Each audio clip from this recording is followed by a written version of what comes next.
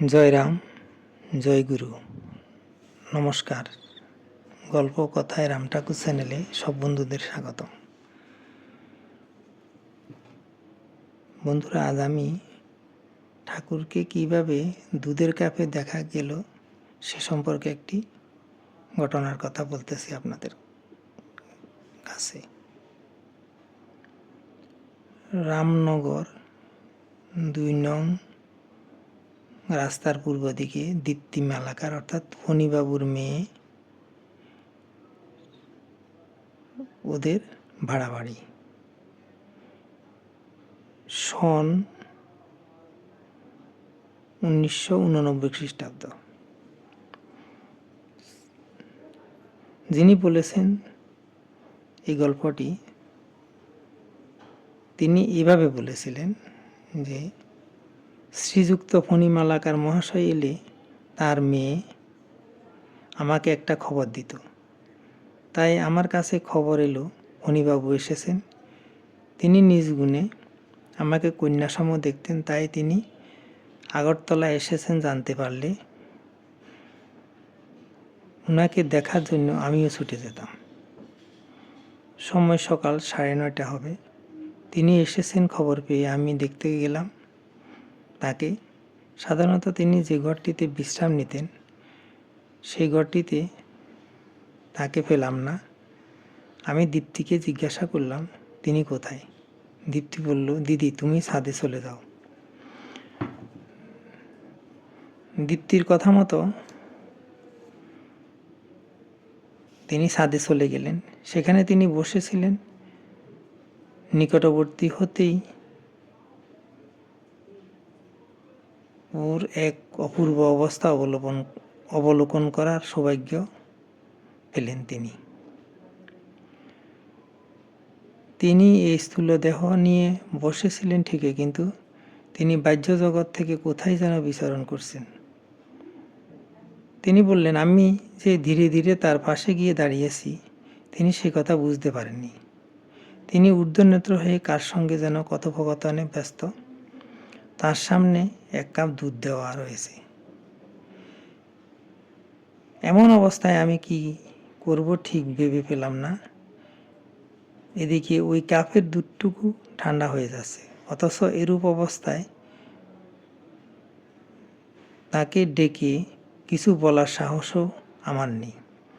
কিছুক্ষণ এইভাবে চলে যাবার পর তিনি যেন নিজের মধ্যে নিজে ফিরে এলেন।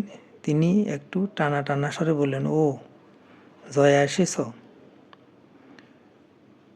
তিনি বললেন, আমি উত্তর দিলাম, হ্যাঁ। আপনার জন্য দুধ দিয়ে গেছে, ওটা তো ঠান্ডা হয়ে গেল, এবার এইটুকু নিলে ভালো হয় না? তিনি মৃদু মৃদু হাসলেন, তারপর বললেন, কি করে গ্রহণ করি? ওই কাপের উপর তিনি অর্থাৎ শ্রী শ্রী রাম ঠাকুর বসে আছেন তো, তাই নিতে পারছি না। তিনি বললেন, আমি তো ঠাকুর দেখি না, কারণ আমার সেই চোখ নেই। একদা শ্রী শ্রী পরমহংসদেবের চরণাশ্রিত শ্রদ্ধেয় গিরিশ ঘোষ মদের বোতলের মধ্যে ঠাকুর পরমহংসদেবকে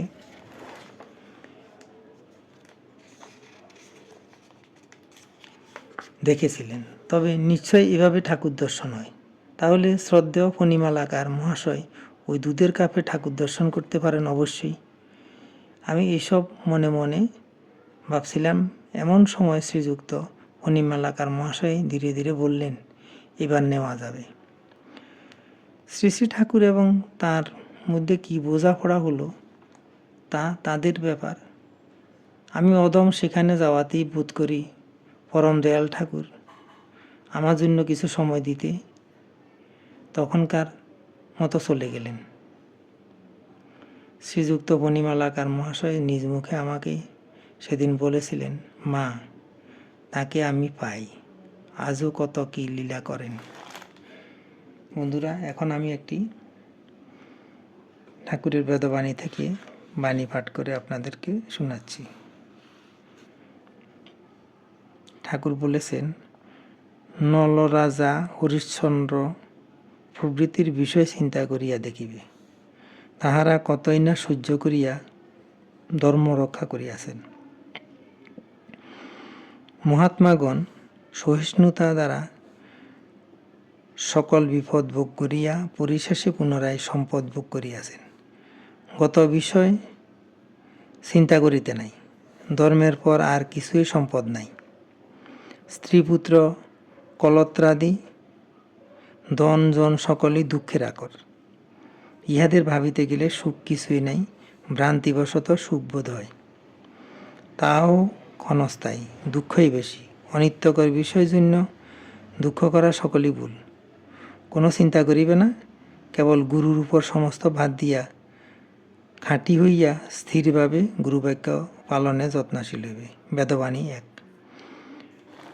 বন্ধুরা, আজ এই পর্যন্তই। আগামী দিন আবার শ্রী শ্রী ঠাকুর সম্পর্কে গল্প ও বাণী নিয়ে আপনাদের সাথে থাকব।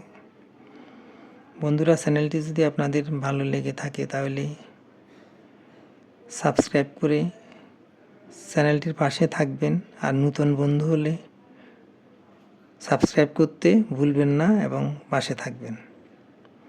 আর বেশি বেশি করে লাইক, শেয়ার, কমেন্ট করবেন। ধন্যবাদ। ভালো থাকবেন। জয় গোবিন্দ। গুরু কৃপা হি কেবলম।